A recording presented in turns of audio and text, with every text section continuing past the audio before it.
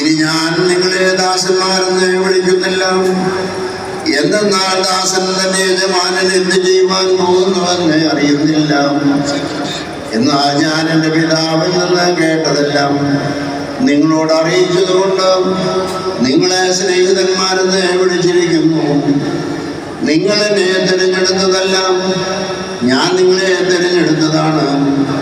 നിങ്ങൾ പോയി ഫലം ഉൽപ്പാദിപ്പിക്കുവാനും നിങ്ങളുടെ ഫലം നിലനിൽപ്പാനും തക്ക വിധം നിങ്ങളെ ഞാൻ നിയമിച്ചിരിക്കുന്നു.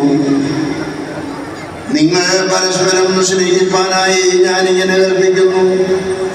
ലോകം നിങ്ങളെ ദ്വേഷിക്കുന്നുവെങ്കിൽ നിങ്ങൾക്ക് മുമ്പേ അത് എന്നെ ദ്വേഷിച്ചു കഴിഞ്ഞു എന്നറിഞ്ഞുകൊള്ളുകയും. നിങ്ങൾ ലോകസംബന്ധികളായിരുന്നെങ്കിൽ ലോകം സ്വന്തമായുള്ളതിനെ സ്നേഹിക്കുമായിരുന്നു. എന്നാൽ നിങ്ങൾ ലോകസംബന്ധികളല്ല, എന്തെന്നാൽ ലോകത്തിൽ നിന്ന് നിങ്ങളെ ഞാൻ തിരഞ്ഞെടുത്തതാകുന്നു. അതുകൊണ്ടാണ് ലോകം നിങ്ങളെ ദ്വേഷിക്കുന്നത്. ദാസൻ യജമാനേക്കാൾ വലിയവനല്ലെന്ന് ഞാൻ പറഞ്ഞ വചനം നിങ്ങൾ ഓർത്തുകൊള്ളുകയും. അവർ എന്നെ പീഡിപ്പിച്ചെങ്കിൽ നിങ്ങളെയും പീഡിപ്പിക്കും. അവർ എൻ്റെ വചനം ആചരിച്ചെങ്കിൽ നിങ്ങളുടേതും ആചരിക്കും. എന്നാൽ എന്നെ അയച്ചവനെ അവർ അറിയായികയാൽ എൻ്റെ നാമം നിമിത്തം ഇതെല്ലാം അവർ നിങ്ങളോട് പ്രവർത്തിക്കും. ഞാൻ വന്ന് പറയാതിരുന്നെങ്കിൽ അവർക്ക് പാപമില്ലായിരുന്നു. എന്നാൽ ഇപ്പോൾ അവർക്ക് സ്വന്തം പാപത്തിന് ഒഴികഴിവില്ല. എന്നെ ദ്വേഷിക്കുന്നവൻ എൻ്റെ പിതാവിനെയും ദ്വേഷിക്കുന്നു. മറ്റൊരുവനും ചെയ്യാത്ത കർമ്മങ്ങൾ അവരുടെ മുമ്പിൽ വെച്ച് ഞാൻ ചെയ്തിട്ടില്ലായിരുന്നെങ്കിൽ അവർക്ക് പാപമുണ്ടാകില്ലായിരുന്നു.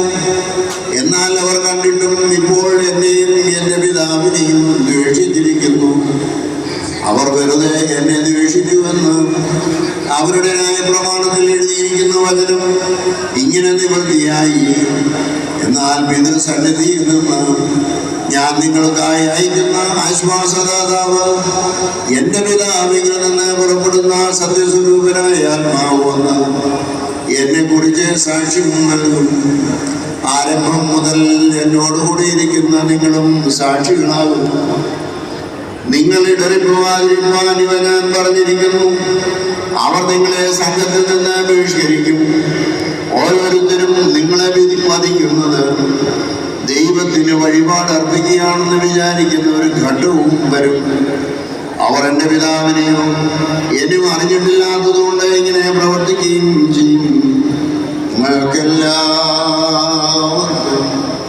ശാന്തി ഉണ്ടായിരിക്കും.